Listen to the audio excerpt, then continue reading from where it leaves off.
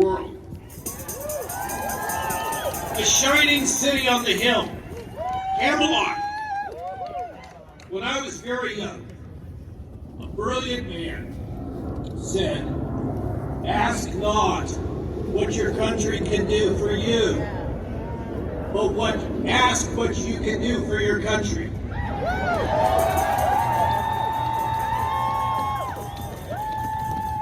This is our country. We own this amazing gift, but we must defend it if we wish to keep it. Today, I ask all of you to keep that brilliant young man's words in your mind and heart. We can all be leaders, and now is the time to step up to the task.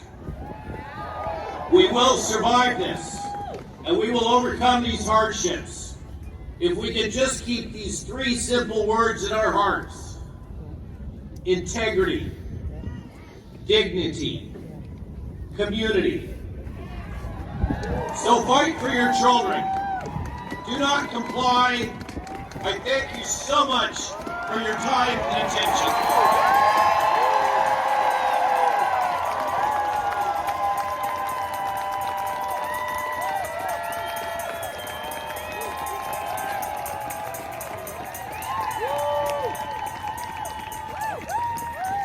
Welcome back, beautiful and amazing human beings. This is Luke Radowski here of WeAreChange.org, obviously at the March Against the Mandates. And there's a couple things I definitely wanted to discuss with you guys here during this video, as we're going to be showing you the thousands of people who have come out here and said enough is enough of the mandates, of the lockdowns, of the restrictions, of the absolute bullcrap that people are put through on behest of corporate profits that, of course, are incentivized by the movements and restrictions of bureaucrats that demand us follow and obey them at all costs. So, a couple thousand people have come out here.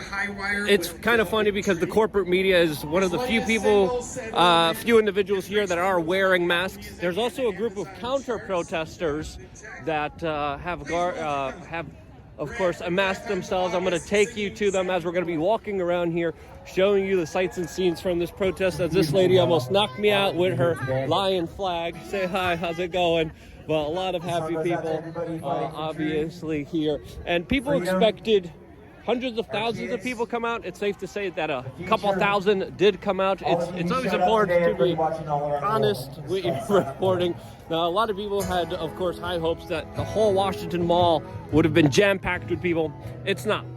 There could be a number of factors to why this is happening.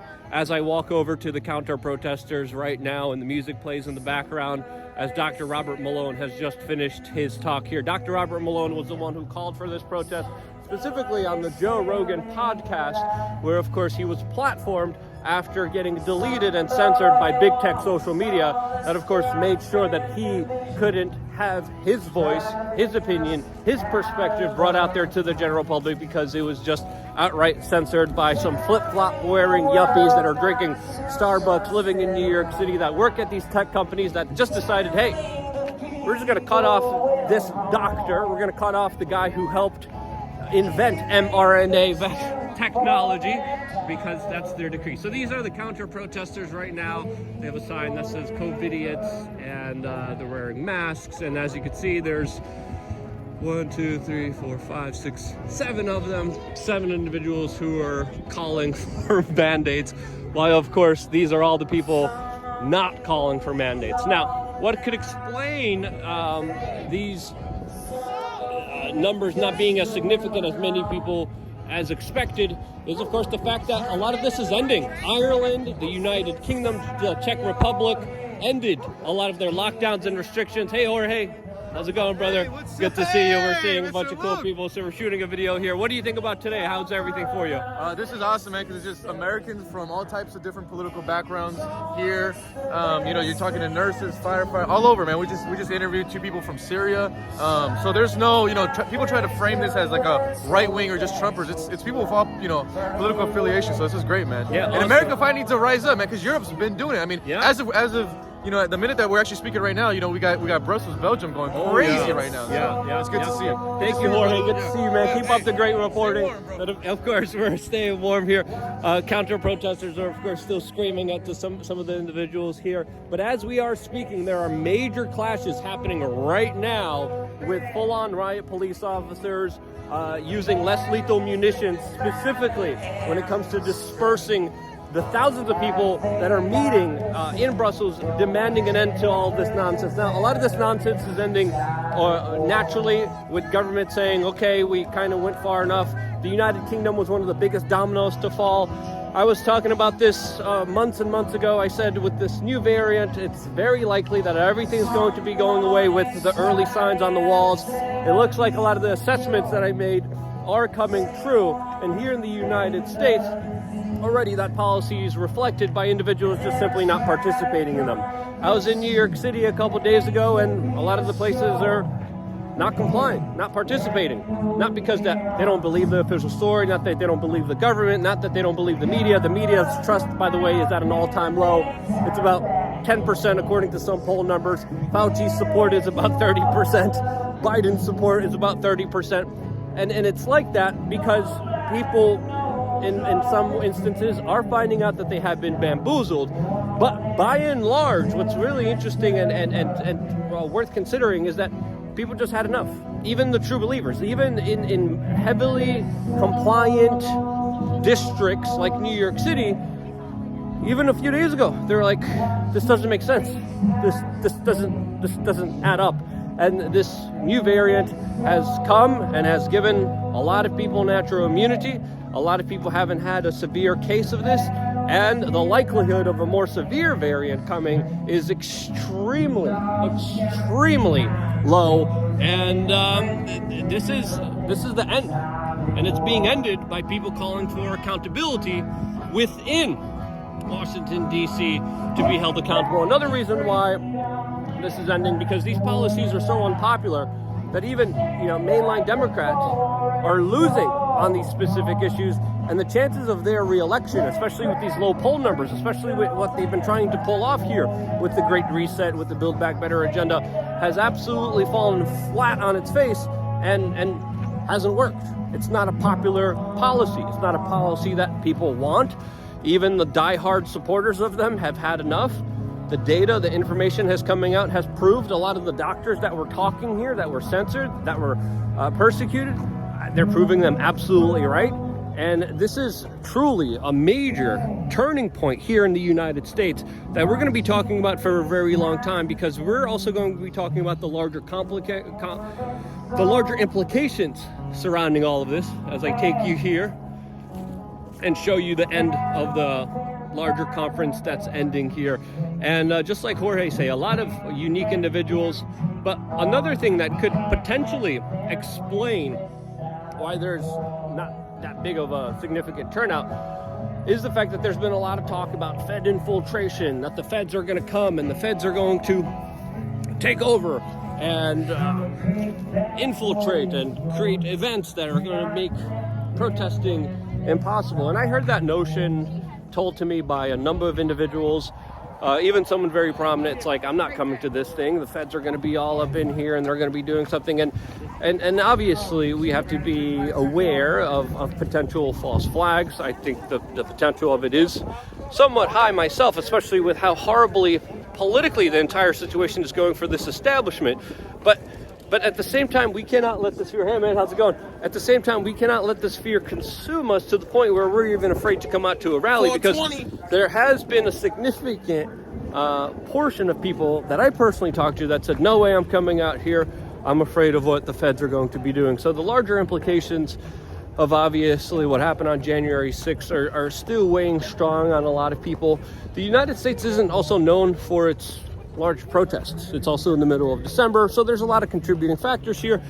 But overall, if I would kind of have to pinpoint what's really going on here, is that people are just had enough, and the game is over. The game was rigged. People are realizing that. They're not participating in it anymore.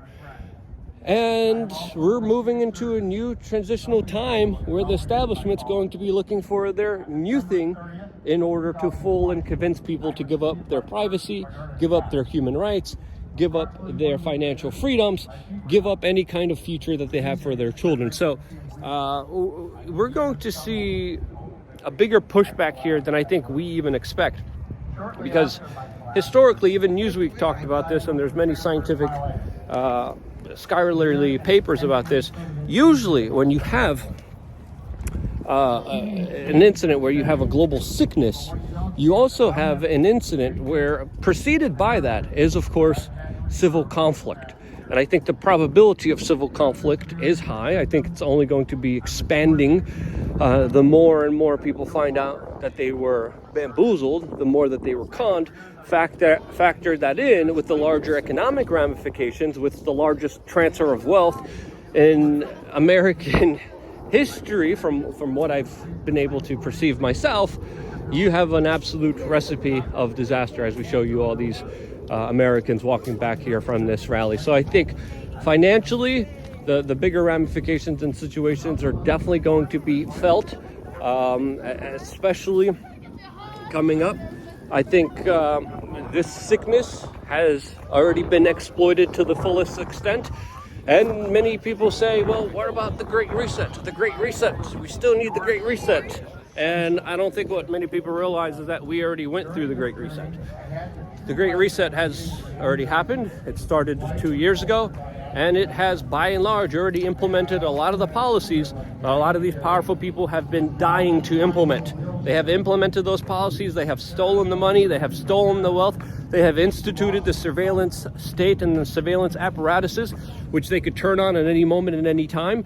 We have gone through the Great Reset, and I think we're going through the end of it now.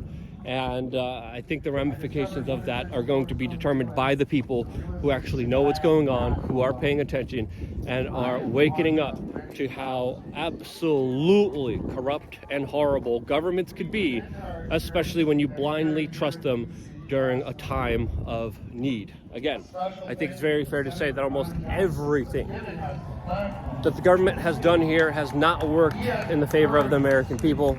The Great Reset played out throughout the United States, throughout the entire world. There's still some people in Brussels, in Sweden, fighting for their freedoms. Meanwhile, a lot of other places have just absolutely stopped playing this game.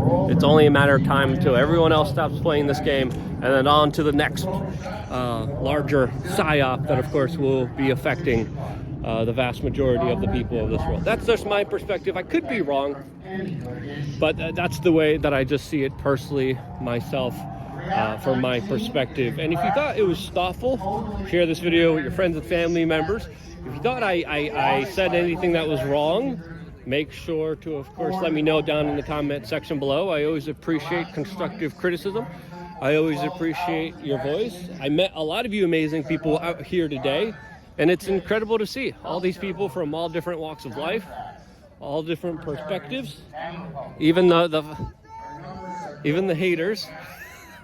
There's always going to be some haters, but I think overall, with so this lady's screaming, "Let's go Darwin." I think overall, when you have 10 people calling for mandates and all these people saying no more mandates, no more lockdowns, no more restrictions, no more con game against the American people, I think it's very fair to say that things are definitely changing here in the United States. I think that change is only going to be exacerbated the more we keep going on from here. I think the stock market's already being affected by the larger ramifications of this game ending. I think this is why the stock market has go down. I think it's only going to go down even more, as of course people are realizing, man, a change is coming. How you guys doing? Consider giving generously to React 19. Whoopsie daisy, my gimbal is acting all crazy.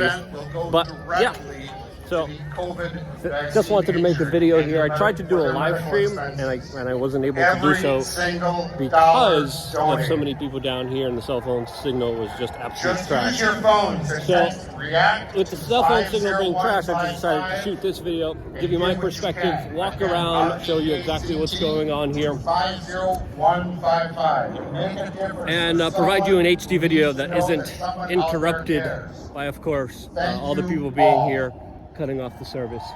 But Next, overall, a song by Julie Elizabeth. I know a lot of people expected a lot more people. Overall, I still think it's a win. I still think having people come out here in the United States, come out here to Washington, D.C., outside the Lincoln Memorial, is a step in the right direction. Everything so far was peaceful. I couldn't ask for anything better than that. Everything else here was normal.